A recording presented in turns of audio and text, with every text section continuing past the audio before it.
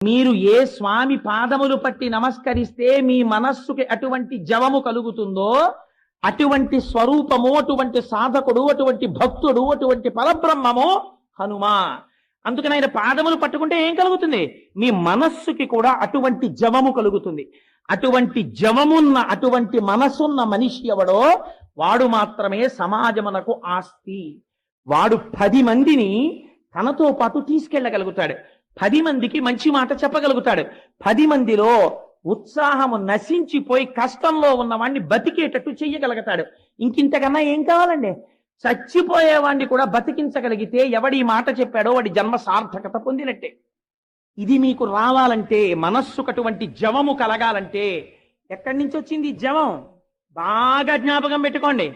సంకల్ప వికల్ప సంఘాతమైనటువంటి మనస్సు మీరు ఏదో ఒక ఆధారమును అందించడంలో పొరపాటు పడితే ప్రమాదం